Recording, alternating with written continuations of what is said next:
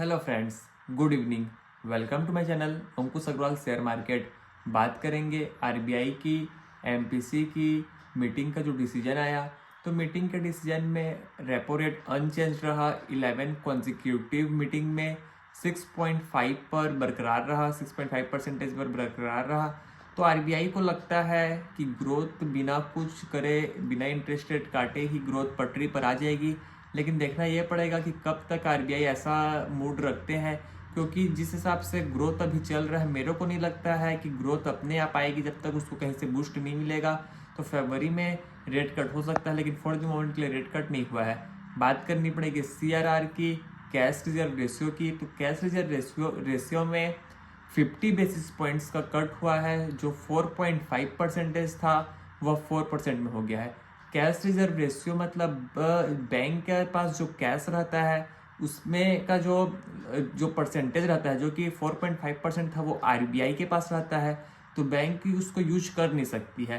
तो अब 4.5% की जगह अब रहेगा 4%। तो जो 0.5% एक्स्ट्रा बैंक के पास अब पैसा आ जाएगा।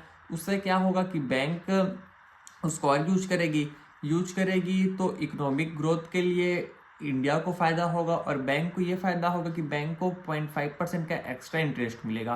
तो इससे बैंक के बैलेंस शीट में net interest margin, net interest income उसका सुधरेगा। तो एक बैंकों के लिए अच्छी चीज़ हो सकती है। और मेरे को लगता है कि जितने भी बैंकिंग वाले शेयर हैं उसको देखना चाहिए कि क्या आगे परफॉर्म करते हैं। लेकिन फॉर द मोमेंट के लिए बैंकिंग के लिए एक अच्छा न्यूज निकल के आई, लेकिन ओवरऑल रेपो रेट में कोई कट देखने को नहीं मिला।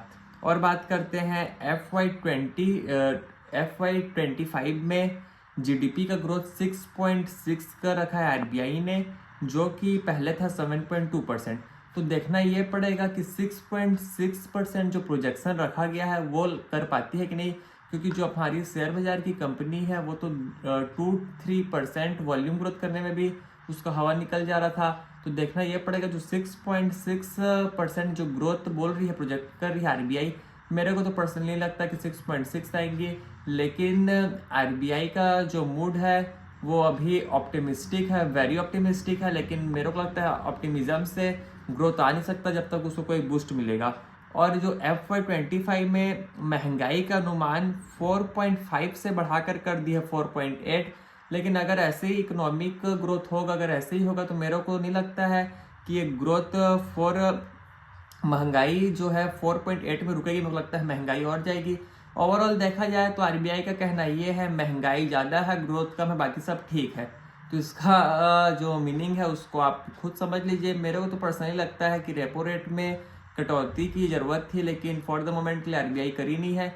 लेकिन आगे देखते हैं और क्या होता है। लेकिन पर्सनली मार्केट भी समझ नहीं पाया कि इस न्यूज को कैसे लें। निफ्टी 50, सेंसेक्स, बैंक निफ्टी लगभग दोनों नेगेटिव फ्लैट क्लोज हुए। तो मार्केट को खुद समझ में नहीं आया आगे इस न्यूज़ का करें तो करें क्या।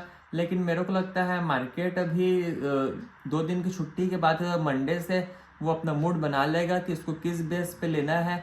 और बैंकिंग शेयर लोग के लिए ऑब्वियसली एक अच्छा न्यूज़ है ये, क्योंकि उनका जो लिक्विडिटी है बैंकिंग के लिए अच्छा बढ़ेगा, और जो उनके इंटरेस्ट हैं वो इंटरेस्ट इनकम है वो भी बढ़ेंगे।